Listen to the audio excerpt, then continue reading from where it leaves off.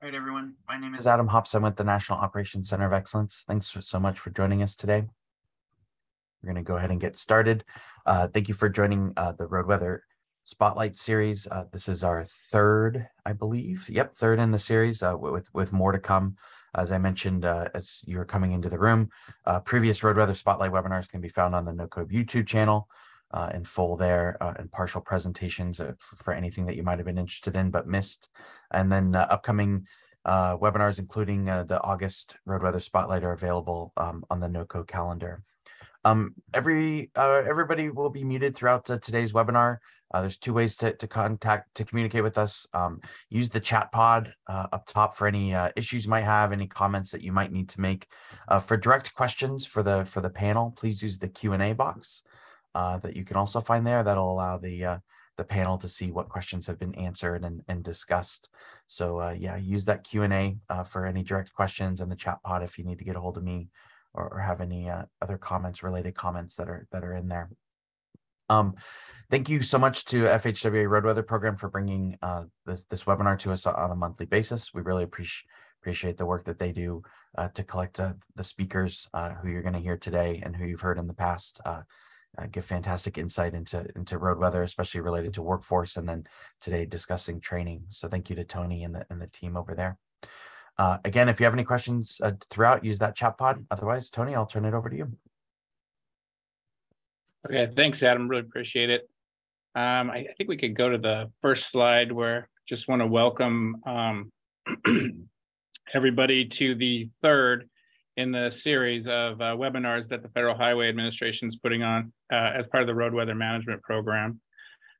So today's session is about training. We'll get to that, but the previous session was about the work shortage or labor shortage issues and trying to find and hire people. And then we realized, hey, once you get to finding people, we need to find some different ways to train them. So this is a sort of background of what those spotlight series are. We're basically looking at, current events and current topics that are kind of hot in the road weather community. So next slide.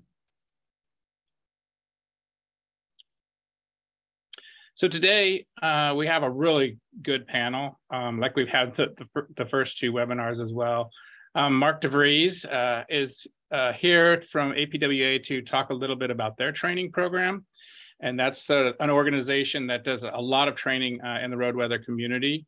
Kevin MacVittie from Colorado DOT to talk about their internal training program to an agency.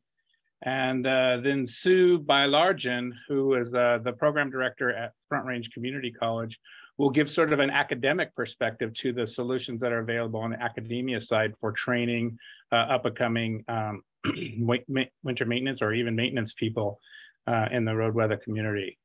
So that's kind of who we have to come up. But before, I'll give you a little bit of the next slide, what we'll plan on doing.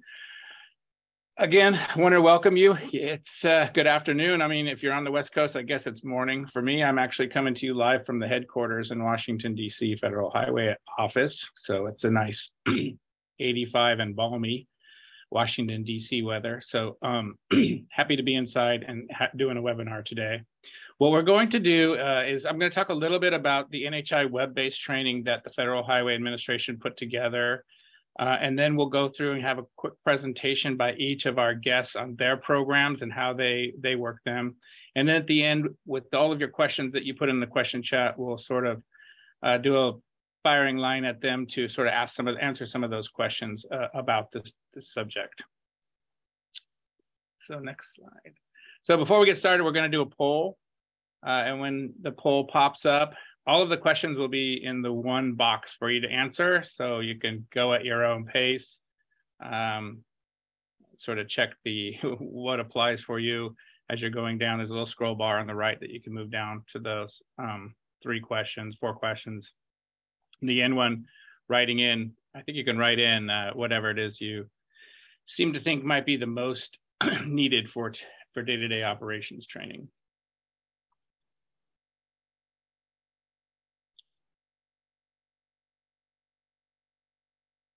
Just going to give a couple minutes to go through here. And just so you're aware, this information is, it's fun to do these kind of polls so you can interact with others, but it's actually useful for us to understand where the road weather community thinks the challenges and issues are, or what's the most important thing, so we can target our program in trying to facilitate getting that kind of training or those training needs met in the community.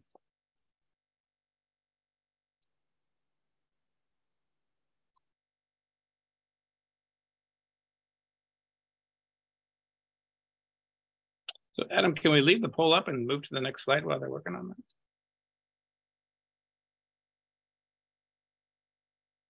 Since we're experimenting. So, okay. So I thought I would give it, while you're finishing up the poll, appreciate your answers there. I thought I would give you an overview of this new course that's on the National Highway Institute site, which has a different training. And this is a web-based training. It's self-paced. It's about a 6-hour training course. I did it in 8 because I'm pretty slow, but you could probably do it in 4 if you know what you're doing. But it's about 6 hours, and it's kind of immersive. You actually take on the role of a transportation supervisor or an operator, and you go through the day by day what the things you need to learn and know about how to run winter maintenance operations. And by the way, the segment, that training is not just winter maintenance. There's a section for winter maintenance, but then also other things like dealing with adverse weather. There's other there's other weather elements to the training that are useful as well. And it has a lot of different good things. And the reason why I point this out is if you have new people that you're hiring, this is a good place to start. It gives you very basic principles and tools of road weather management. And it also allows, it's also good for somebody who might just need a refresher as well. So even if you've been out there and you've done this course and you know what you're doing, sometimes it's good to go back and just get the refresher on some of the principles. Sometimes there's some new strategies or some new solutions that you might have forgot about that you might want to go and check out. Next slide. Yeah, so this is sort of an example of one of the modules that you go through during a winter storm, during a tropical storm. High winds and low visibility. So they even talk about, fire danger and some stuff in that third session as well. And then of course at the end there's an assessment. But notice it is a 6-hour long course, but it also is, if you need CEU credits, you can also get 6 CEU credits. So this is the kind of tool that's available online. So this is, you can log in, it's free, it doesn't cost anything. If you go to the NHI website, you can log in and add it to your cart and go through the program. Anybody can that wants to learn more about the principles and tools.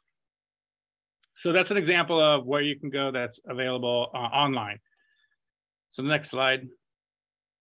So I'm going to hand it over now to Mark DeVries. And so Mark's actually a really good friend of mine, and he's probably, he has the, I guess, celebrity factor going on. In fact, that everybody from the community knows him. But he actually was instrumental in not only teaching this course that he does several times a year, but in developing it and what needs to be done. And his background as a snow and ice supervisor and coordinator with McHenry County gave him sort of the background he needed to sort of develop this training, because he knew what people needed and he knew when they needed it and how to get it to them. So with all that, Mark, I'll hand it off to you to talk about your program. So Tony, the road weather spotlight poll came up. You want to go through that first? Yeah, let's see. So building skill set, 64%, certifications, not as much.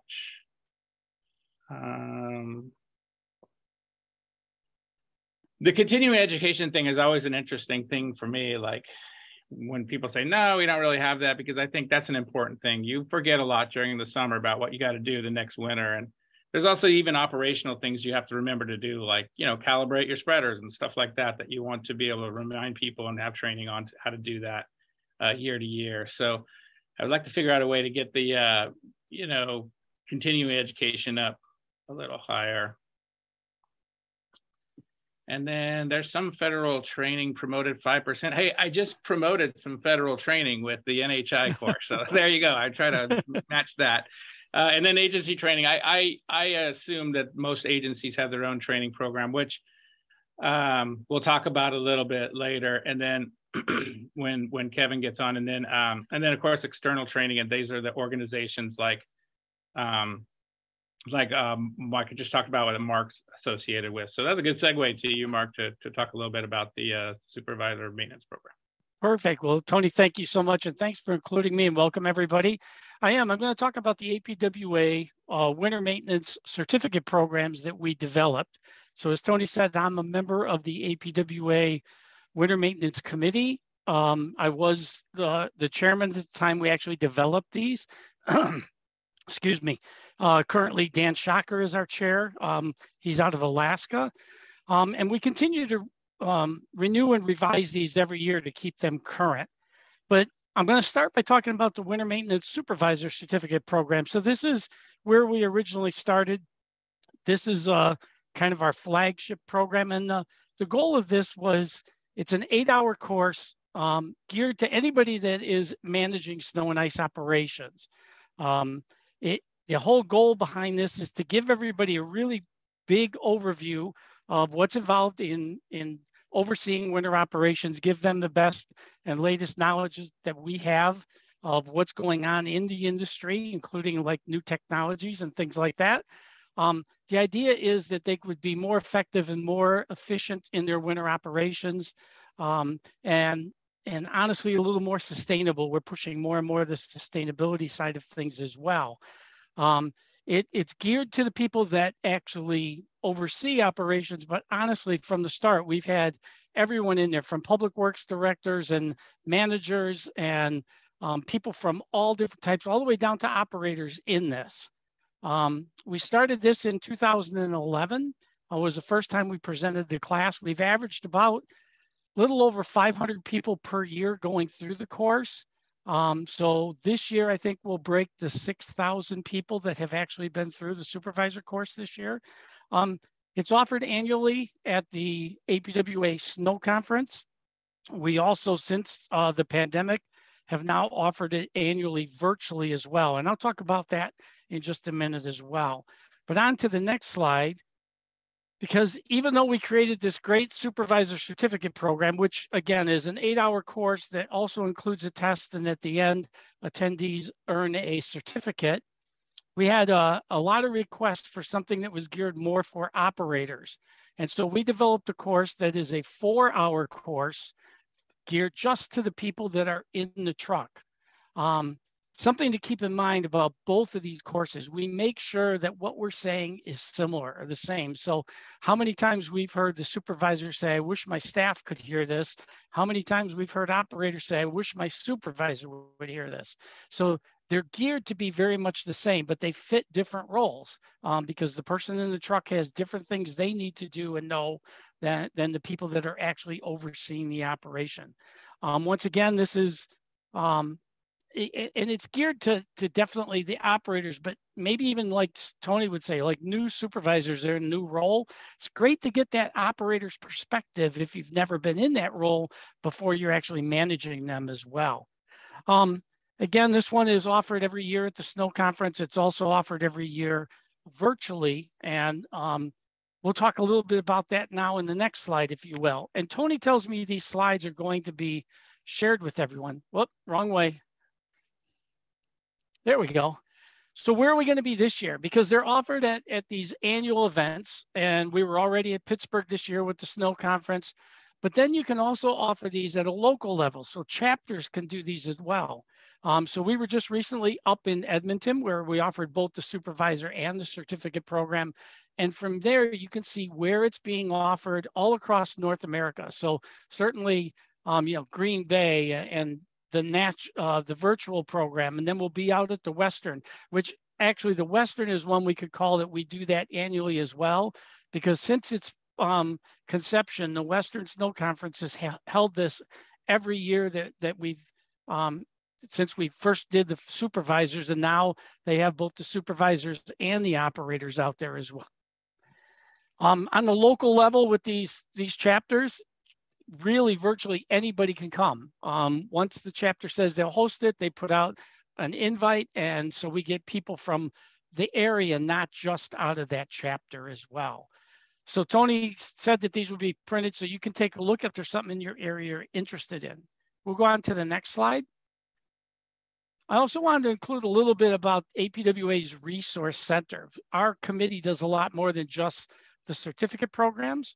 We do things like Click, Listen, Learn, which are webinars. We've got one this fall coming on calibration.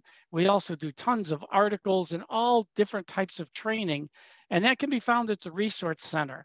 Now, normally this is for just members, but this July, going on right now, anyone can get to this page. It's free this month, and the focus this month is on transportation. So you can see there's a link there. Take a look when you can. And then for my last slide, next slide. Coming up in April next year, we'll be in Omaha with the APWA Snow Conference. Right now, there's a call for presentations. We are always looking for more involvement. We're looking for anybody that wants to be a presenter and submit to the Snow Conference. It is so easy. All you need to do is a paragraph, a title of what your session would be, and 3 learning objectives. And you can get to there by going to apwa.net, or you could just scan that cool little thing in the corner, and it will take you right to the page. So we encourage you, if you're interested in learning more about APWA, our snow conference is the biggest snow conference in North America. So we'd love to have you included. And Tony, with that, we'll take questions at the end. Yeah, I think we'll hold the questions for the end and bring them to the panel. Thanks for that, Mark. I really appreciate that. And yes, we will be posting the slides from today up on the NOCO website along with the video of the webinar, so you can grab them from there a little bit later as well. So next up, we're going to have Kevin talk. So we now basically, Mark gave an idea of what you can get from different organizations out there that put on different kinds of training. But now we'll talk a little bit about, what an inside the agency training program looks like from Kevin. Thanks, Tony. So I'm Kevin MacVittie. I'm the Technical Training Programs Manager for Colorado DOT. I've been with the DOT a little over 5 years now. And really, since the pandemic, we've been able to beef up a lot of our internal programs, especially with winter operations. But I'll kind of give you an overview of CDOT and some of, not just our winter operations, but some of the other in-house programs that we do run. Next slide, please. So we do have a training services team that works under me. I have 5 full-time trainers that do both development and training delivery. A little history of the organization before we dive into the details of the different programs that we run. CDOT itself, the old Department of Highways created the Division of Maintenance in the 1920s. And fast forward to the 1940s, they issued the first manual of maintenance procedures. We still use that document to this day. And obviously it's been updated over time. We typically update that document every 3 to 5 years. And that's really kind of our Bible for maintenance. And then fast forward to 2018, where we merged with transportation safety and became the Division of Maintenance and Operations. So we cover most of the employees within CDOT and specifically the 1,600 or so maintenance and operations employees that we have in the division. On an annual basis, we complete over 200,000 maintenance repairs. And up until the 70s, before shift work came into play, the Division of Highways and the Division of Maintenance operated on a 24/7 schedule. We still have that coverage to this day, but under shift work. So we're kind of within our 1,600 employee workforce, we're doing a little bit of everything from winter maintenance to, bridge culvert inspections, paving operations, guardrail inspection and maintenance, you name it. So our team really runs the gamut of all things, not only maintenance, but maintenance and operations related. Next slide, please. So within the Division of Maintenance and Operations, So CDOT is the largest agency under the state of Colorado government umbrella. There's 17 other agencies under the state. CDOT's the largest. And within CDOT, maintenance and operations is the largest division. So we are a little over half of our entire workforce at CDOT. We do coordinate all of the maintenance programming, and then my team specifically handles all of the maintenance training. But within the division, we also have asset management programs, fleet operations.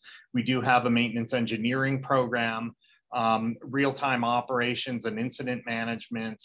We also have an in-house sign shop that manufactures all of the signs statewide. And that also serves our ITS systems, our intelligent transportation systems, with all the programmable VMS boards, the variable speed limit signs, things of that nature. Next slide, please. So with employee development, this is kind of my passion and why I'm here. I've been in the field of education and training pretty much my entire career. When we hit the pandemic 3 years ago, we really kind of reevaluated how we were delivering training and how we were offering that training to our employees. Obviously, much of it shifted to virtual, and now we're kind of coming back out of that and getting more hands-on and on-the-job training pushed out to our teams in the fields. We try to align all of the training that we offer to CDOT employees, both looking at federal standards and regulations, our own state standards and regulations, and then how our local agencies also fit into the mix. So we do have a core curriculum within the Division of Maintenance and Operations. We've also added a CDL program this year. We do have promotional testing for all of our operators and employees. And then more recently, we've partnered with Front Range Community College to offer a whole host of other educational opportunities that kind of transcend our in-house programs. And I know Sue is gonna hit in detail on our highway maintenance management degree program. Front Range also hosts our Colorado LTAP agency. So there is a lot of partnership happening between CDOT and Front Range Community College for employee training and development. Next slide, please. So within our program, I mentioned we kind of shifted with the pandemic to more of a core curriculum. Before the pandemic, we were managing about 22 individual training programs. And we took a really close look at kind of what we were doing and how we were doing it when the pandemic hit. And we really trimmed that down to the basics of what maintenance is responsible for. So we have our CDOT 101 Brilliant at the Basics program. That is for all of our new employees. Everybody who comes into CDOT as a new employee runs through that program. And it's a 5-day program that covers the basics of what a new maintenance employee is going to need to know on their first year on the job. It includes 12 different courses in classroom training plus time in the field, where we give them a ton of seat time in the snowplows, in the front loaders, and some of the other small equipment. So we do a 3-day equipment workshop with them during that. We also have our traffic control curriculum. So we do in-house intro to traffic control, TCT and TCS. Our newly launched CDL entry-level driver training program, that is kind of a byproduct of the new CDL regulations that launched this February. We do annual snowplow operator training that is both classroom and field training. And then we also have a heavy equipment operator training program that is kind of a step between our entry-level position and our first-level supervisors that basically gives all of our employees all the training they need on the core maintenance equipment. There's about 10 different pieces of equipment with 5 elective pieces that we have part of that program. Next slide, please. In addition to our core programs, we also cater specifically to certain specialty crews out in the field. So we have an annual program that we run all 100 of our field and shop mechanics through. We have about 75 electrical tradesmen and electronics specialists that we do a lot of custom training for. We have a bridge crew welding certification program. We have about 120 avalanche mitigation professionals in the field that we do very targeted explosives training. We work pretty closely with Fort Carson and the Army on howitzer training and are able to use their range. And then we do a ton of geotech training as well. Obviously, we have a ton of mountain corridors out here. Rockfall mitigation, avalanche mitigation are really big, especially in the spring and fall. So we do a ton of work for those crews out in the field as well. So this kind of gives you a little bit of, I guess, the 50,000 foot overview of what CDOT does internally and how we continue to develop these programs over time to target changing needs out in the field. And with that, I thank you. If you do have questions, please post them in the chat and we'll get them answered. All right, thanks, Kevin. We'll come back to that. I have a couple questions for you because that is a lot of training you guys do internally. I don't know that many agencies have that kind of breadth. It's amazing that we pared some of it back too. So, and we're still busy as ever. Okay, great. So that's a good understanding of sort of a training program within an agency. And now we're going to switch gears and ask Sue to come on and talk a little bit about the program at Front Range Community College. Sure. Thanks for having me. Hi, everybody. I appreciate everyone's coming today and hear about our work. First of all, let me just share with everyone what we're doing here. We started our program, our Highway Maintenance Management program, in 2019 with 20 students in our first cohort of our 101 course. And to date, there have been 44 students through the program, and 21 at least are continuing to this point. Our degree program is designed to award college credit for the training that's already taking place everywhere out there. The knowledge that's gained on the job through the APWA type training, through all the stuff that Kevin just mentioned, all the types of training that's happening there, in-house training, anything that local technical assistance programs are doing, or technology transfer centers, NHI training, National Highway Institute training, as well as American Traffic Safety Services and Federal Emergency Management and a host of other places. But we want to award college credit for all of that training, or as much as possible, so that we can get folks through our program as quickly as possible and add value to what you're all doing out there. We're awarding the credits for the competencies, okay? So everything is competency based. The skills learned on the job through your agency's training courses. If your course objectives line up with our highway program competencies, we can write transcriptions agreements for just about anything that you're providing for your folks through any of those avenues that I just mentioned. So the students don't have to spend time in the classroom relearning or being reevaluated on learning that they already have gained.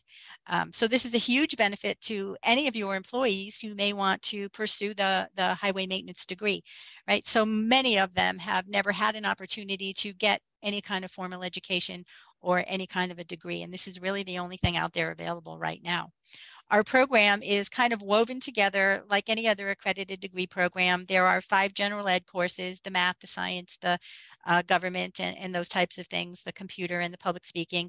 And then because it's a management degree, there are 6 management classes, totaling 18 credits. There are 7 core highway classes and 2 to 4 elective classes.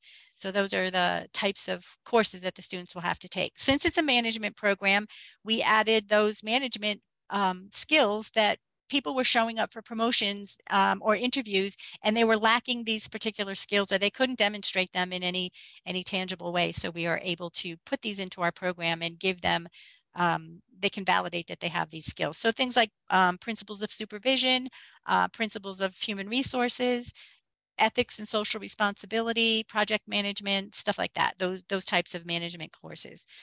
But it's the HWY, or the highway core courses and electives, that we are using to award up to 27 credits for all that prior learning, right? All those crosswalks and transcriptions I was talking about earlier.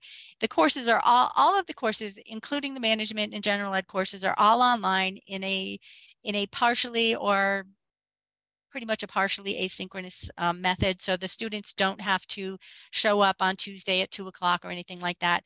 They meet deadlines rather than datelines. So it's much more doable for our students, especially since they're spread all across the country, and they do different types of work, whether it's winter or summer. The program, providing it in that format, offers them a little more flexibility. Front Range has recently developed to accommodate some of these students. We've recently developed some fast track courses for the highway students so they can move through some of those general ed and management courses a little bit quicker. They are compressed courses, so they can take possibly 2 in a semester where they would normally only be able to take 1. And they've developed them around the work that the highway students are actually doing. So math problems are around slopes and ratios, radiuses, volume and other typical types of measurement. Government courses are around your, how politics plays into the work that you do, things like that. English courses are around communications that would typically take place between managers and executives or managers and constituents in the community. So they can actually relate to the course, right? The students for the first time are able to see themselves in the examples that the teachers are using. So that's a great improvement in the program. So as you can see here, one of the things, whoops, can we go back to that one? One of the things that I've always known is that these students are totally capable, more than capable of being successful. And this slide just shows that every single one of our graduates to date are honor students. 2 of them are actually Phi Theta Kappa honor students. The other one qualified but never applied. I think the fact that that they are honor students never surprised me, but I think some of them are a little surprised by the fact when they first learn it. We currently have 3 graduates now in the program, which is remarkable in itself because we really never expected to have any graduates 3 years in. We were thinking maybe 5 years in, but 3 of them just plowed right through it. And because of their success, we are able to accelerate to our phase 2 plans, which I'll get to in a minute. We can go to the next slide now. So here is where our students are currently located across the country. They represent 11 state departments of transportation, 17 different public works agencies, 2 private contractors in 14 different states. And you can see down here in Texas, I just want to take note, Texas and the public works community in Texas should be very proud of the very first person in the country to actually achieve the goal of earning the degree, and that is Don Strange down in Highlands Village, Texas. So next slide, please. These are our partners. I want to put this up here because these are the folks that we have agreements with across the country to award credit for the work that they're doing internally, or some of the bigger programs that are happening out there like FEMA, National Highway Institute, and ATSA. So we currently have agreements with the Maryland Department of Transportation, with Roy Jorgensen Associates for internships, we have Colorado Barricade for internships, Road Safe for internships, National Highway Institute we have agreements with them, North Carolina LTAP, Nevada LTAP, Colorado LTAP. All of these folks are working with us to either provide internships for our students or to work with us on transcription agreements to award credit. Next slide. So phase 2, this is our high school program, our high school internship program that's getting a lot of attention right now across the country. We piloted this program with 4 students in January of this year, 2022, in our spring semester. It's a 3-part program that includes OSHA 10-hour for construction for the first 2 weeks, and then 13 weeks of our revised Intro to Highway Maintenance course, the same one that we do with our degree students. And then the last part of it, after they graduate in May, or once they finish the 101 course, they go right into an internship at a variety of places wherever they choose. So there's a host of places they choose. They apply for those internships and they do an interview and they go and get the job. And then I evaluate them 6 or 8 weeks following the internship. We started, like I said, with 4 students. We ended with 2. So 2 of them just decided they didn't want to do any of the work and blipped off. One of the things that's remarkable about this that I'm noticing is these are non-college track students that are targeted for this program. These aren't the ones who have been out there applying to different schools, you know, in their junior and senior year. These are kids who just want jobs when they get out of school. They want to go right from school right into a job. So we're able to do that with them through the internship program. And what I've seen and what they are seeing, I think for the first time, is when they learn that all of this crosswalks back to a degree program for them, they light right up, because it's like they, for the first time, they can see themselves as actually achieving a college degree, which is just, it was not expected. And it's just one of those bonus light bulb moments that went off for me while we were doing the program this spring. It's all done right now in real time remote, but there's a lot of flexibility with that. We can be available entirely online, depending on what the need is in the community that we target. They meet 2 hours a week, plus field trips if they're local, and we can arrange those. Last year we did, or this past spring, we did field trips to Loveland Barricade and Larimer County Public Works, and the students got to actually go out and experience what the job would be like and see what they would be doing and decide if they even, you know, really wanted to do it. They started, though, with the OSHA 10 for construction or general industry, because it's a nationally recognized certification.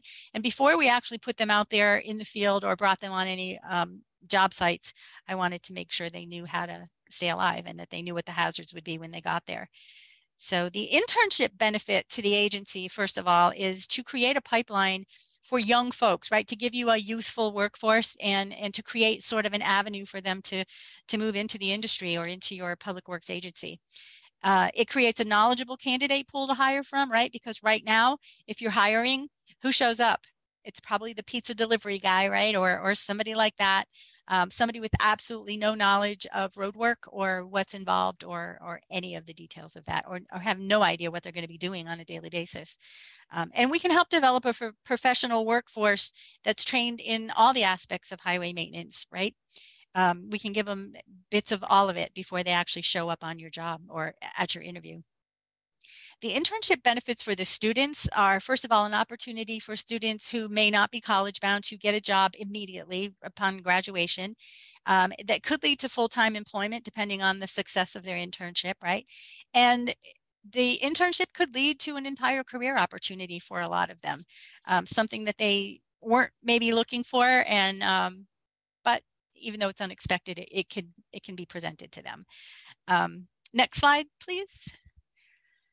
I just want to show you a photo of Don Strange here. We are very proud of Don and all his regalia. He was our very first graduate from Highlands Village Public Works in Texas. And I just want to mention also that because of the work that Don and the other 2 graduates and all of the students that are going through the program, what's happening is the industry is being professionalized. So for so long, when I was doing this, all those 30-something years ago, when I did my time at Connecticut DOT, there was there was, first of all, no professional respect for the work that we did, and there was no avenue to gain that respect. There was no way to change that. But what these guys are doing, and you can see in the picture here, they are professionalizing the industry and validating the knowledge that's out there and that is gained on the job that your employees hold and use every day. So we want to applaud Don for doing that, and for the other graduates to help uplift this industry and professionalize it and give it the respect that it deserves. So I thank you all for coming today, and I appreciate your attention. Thanks. So that was great, Sue. I actually love your program, especially the intern program, because I don't think there are many of us that decided, oh, I want to be a snowplow operator when I grow up. Not very many people answer that way, and nobody in fact, does. Yeah, and in fact, if you get 2 out of 4, that's pretty good, because when I got in a snowplow, I would have been one of the 2 going, no, I'm out of here. I'm not doing this snowplow thing. That's crazy. This is hard work. So yeah. I really applaud that part of the program. I think that's what we need to. It's a question we always ask: how do we get new people in here to do this? You know, it's important but difficult work. So we know they're good jobs. The problem is that they're not marketed to anybody anywhere. Yeah. Now we're starting that with our schools. We've got panel cards we're sending out, and we're working with local and national school districts to do that. So thanks for the opportunity to share. Appreciate it. Yeah, it's great. In fact, I like that you kind of partner with CDOT. That's an important thing. They can send people back and forth. But so I'm just going to start firing some questions. There's some in the chat. And by the way, for those of you listening, if you have questions you want to ask, please put them in the chat box or in the question and answer box or the chat box, and one of the two we'll get them answered. But I guess my first question is, so the course that you put together is virtual, because I noticed from your map you have people all across the country. You can take the course virtually, basically. Right, the Highway 101 course, yeah. To enter the degree program, what I typically ask students to do is start with that course. First of all, for most of these students, none of them are typical college students. They're all adult working learners, right? So we are doing a lot of modifications to the program to accommodate them, but we tell them to start with the 101 course because it introduces them to online learning, first of all, in a college, right? Gets them acclimated to it. And I ask them to start there because I'm a little more forgiving in the beginning than some of the other teachers who are expecting a more seasoned online learner. So we ease them into it a little bit that way. And then by the time they finish that, they're ready to go on and really go ahead and bust through all the other ones. And can you finish the degree completely online with doing all the exercises, like you said, on the job kind of things? Yeah. Yep. Okay. You can do all of the classes online. It's designed to be entirely done online. Don Strange never came to Colorado until he actually came to accept his degree. Yeah, so he did all of it online. One of the things about it that I'm telling people to do, because some folks don't like the online venue, take it in if you only need 15 credits to be awarded the degree from Front Range. If you've got a local college, and you've got a class that's equivalent to ours that transfers, take it locally. First of all, it's going to be cheaper in your own state or your own community college. You can take it in the format that you want, a live or online or mixed or however you want to do it. And then transfer it over. The only thing you have to do is get 15 of those credits. So that's 5 3-credit classes at Front Range.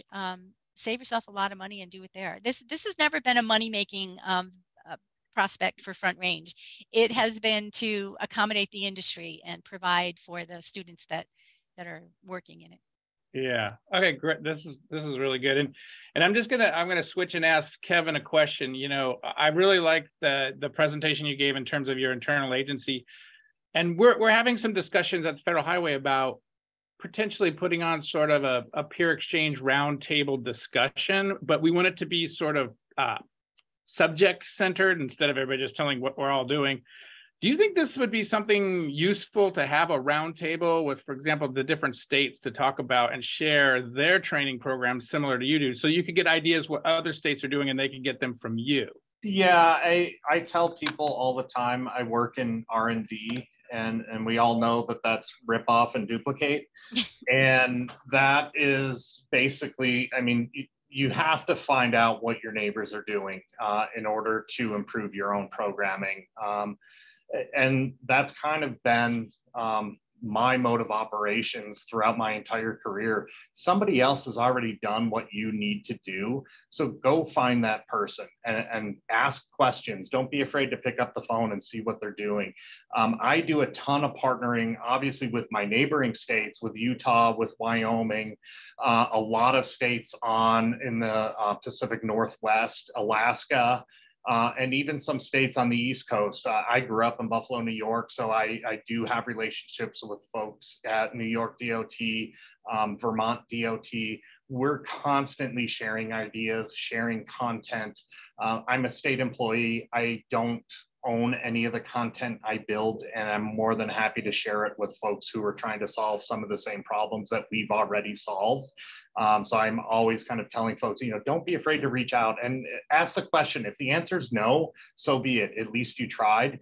But I think within our industry, and because we are public servants, most folks who are working on some of these same problems nationwide are more than happy to engage with other folks and just get a bigger pool of folks to get involved and help solve the problem, and in turn standardize what we're doing across the country as well.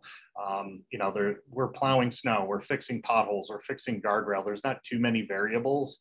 The process should be pretty similar across each agency. And so one of the, yeah, okay. So I think the answer is that yes, I think a peer exchange or a round table where we can go through some of those things might be useful. But another question came in. You know, one of the biggest challenges with this is how do you fund that program, the training? It always seems like it's the last thing in the budget to make it in, or the first thing to be cut out is training. So is there any tricks that you use to sort of make sure you're keeping your program in front of these guys as being important? I stay one step ahead of my boss, and I don't ask permission to do anything.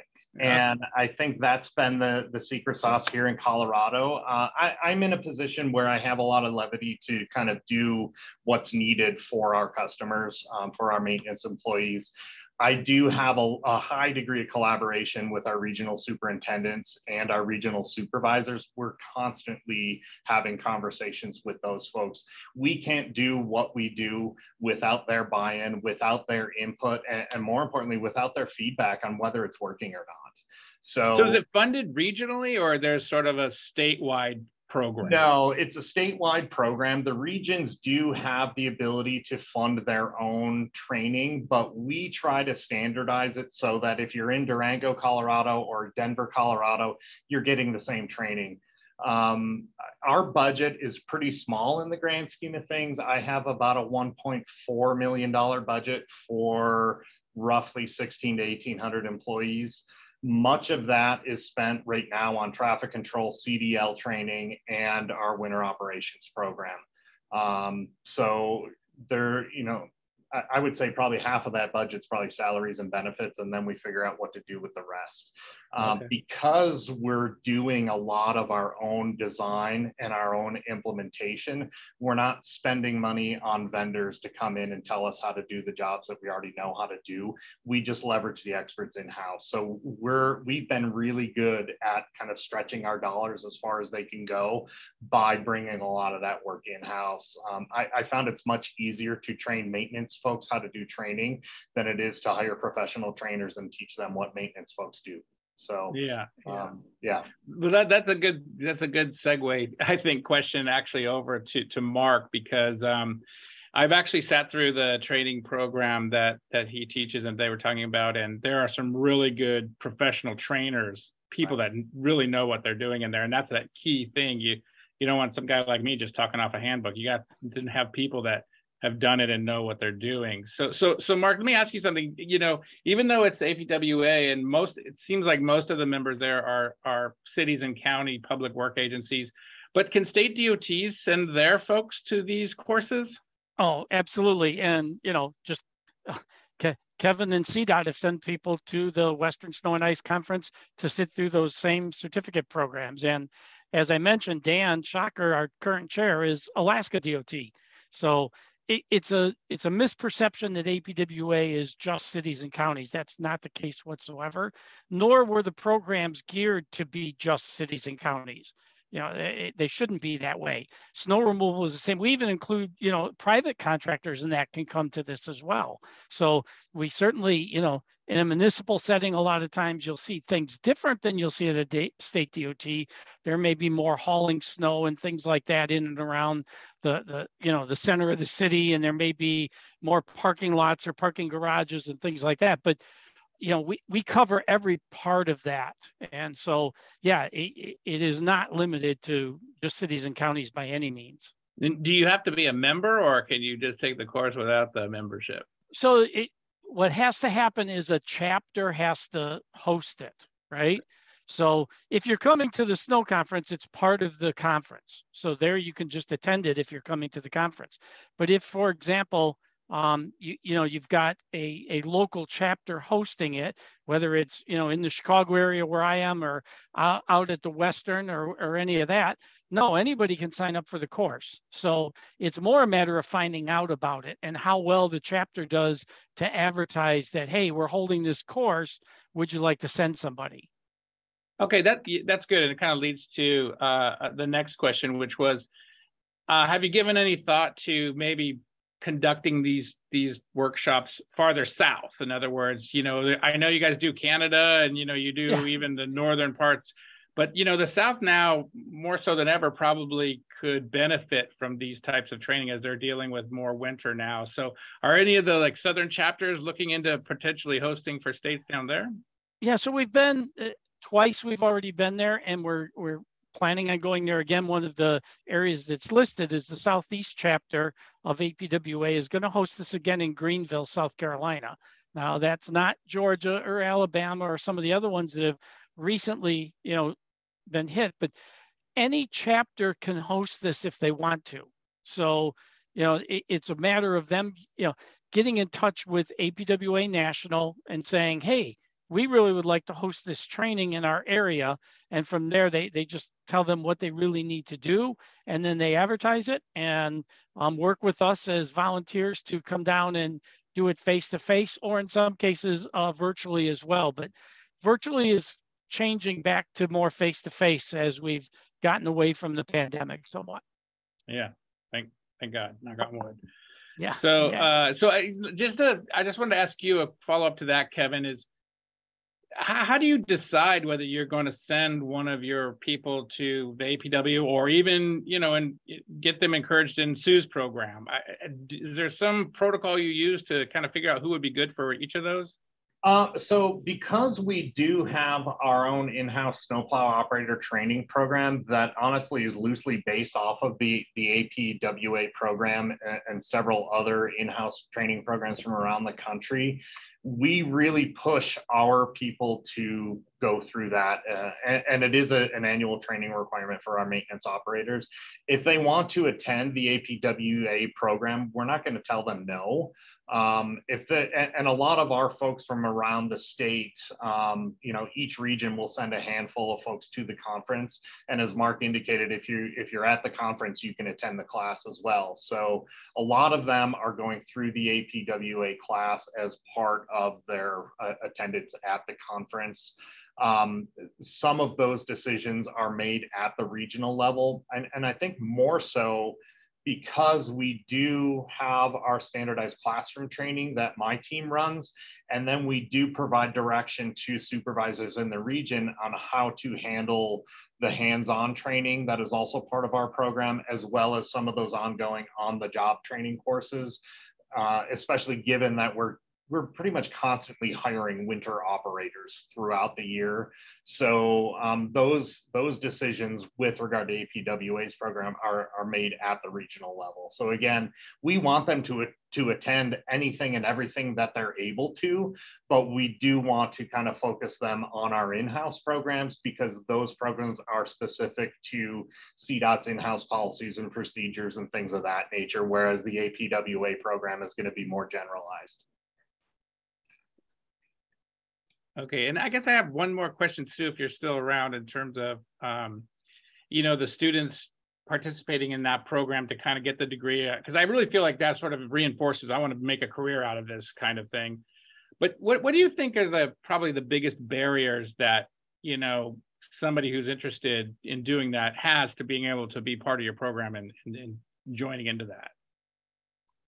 Well, it's always money. That's always the first one. Nobody, you know, they're all in the middle of their lives, right? Most of them have younger families, you know, they're just starting out with families, and this is an expense that they hadn't planned on or really don't, you know, just don't want. So the beauty of it is most of the agencies have some type of reimbursement program or some type of assistance that they can offer. So once they get past the cost of it or ways to reduce the cost, and that's where I'm working with them mostly, then they're a little more engaged. But other barriers, I guess beyond that, is the fact that they don't know about it, right? Getting the word out to them to learn about it. Like you mentioned earlier, I think one of you said earlier that nobody gets into this work intentionally. Nobody graduates from high school and says, I can't wait to go work for a public works or a state DOT. At least I ask the question when I'm out there speaking. Nobody except Rob MacArthur, one person, has answered yes, that they wanted to do that. So it's always an accident that we come into this work, right? But now that they're here and they see that these are pretty good jobs, right? You can make a living wage, you can have a decent career here. They want to stay and they want some avenue for advancement. So they see a promotional opportunity through the degree program. And then now with the high school kids, they're seeing, you know, other educational opportunity. Okay, and just one final question, I guess more for Kevin and Mark. So if you're using your background as kind of being in the agencies, if you came across a prospective operator that had this degree from Sue's thing, is that a plus for you? Like, oh man, I got to figure out how to get this person because they at least already have this training, or it's just not as big a deal? Yeah, I'll go first. It is definitely I mean, obviously a resume builder, but if someone is going to come to CDOT with those qualifications already, they're almost guaranteed a position on our team somewhere, someplace. That being said, we kind of use Sue's program to push the employee development in-house, where we're really looking at some of our kind of newer operators and saying, you know what, not only do we have all this in-house training, but we've also partnered with the college where if you want an actual degree for your efforts, we can supplement some of the credits for that degree program with the training that we're already doing in-house. So it's more of a promotional opportunity through what we're already doing for existing employees, rather than seeing folks from the outside come to us with that credential already in hand. And to Sue's point, it really becomes, it's more of just a promotional opportunity in-house. It's one more thing that we can offer our employees. Is it a guarantee that they're going to get a supervisor level position out of that? No, but if there's one available and it's between them and another candidate who does not have that credential, I think that's the extra lift that is going to push that candidate over the edge and you know, make them more viable than their competition. Yeah, and I would totally agree with that. I think what Kevin said is perfect. Any employee that shows the initiative that, hey, I want to learn and I want to advance myself, that's what we're looking for. That's the employee you want. Yep. And so, that, Sue, we offer in-house tuition reimbursement as an added perk. So not only are we supplementing Sue's program with training that we're already conducting in-house, but we will also pay for a portion of the degree. And right now, I think CDOT is covering up to $2,500 a year for tuition reimbursement and other certifications. So there are other opportunities to kind of bring the total cost of Sue's program down. And so, Sue, one last question, because we're almost out of time, but the question came in about how did you go about connecting the high school work apprentice, you know, the program there for the, was that hard, or did you just go around to counselors at different high schools, or? So when we originally had this, so during COVID, I don't know, I guess I didn't have enough to do and I was isolated too much. And I said, why don't we start a high school program, which was really the original intention of this in the beginning. So my boss said, okay, go ahead. And we thought that the limiting factor was going to be the internships providers. Where would we get the internship providers, right? We could train the high school kids, that would be no problem, but what are we going to do with them for internships? But what I'm discovering is everybody's hand goes up when I ask who has a vacancy and will take an internship student for 6 to 8 weeks. Nobody has declined it. In fact, they're all banging the door down to get involved with the program. Yeah, so that wasn't, especially since now we know that's where it's going to come from in the future. So I could see where that. else, yeah, where else, right? Your candidate pool is shrinking and it's was never educated to begin with, and this is just an advantage. Yeah, so this was a really great discussion. And like I said, I think we need to continue it through maybe some type of roundtable sharing different things in the future.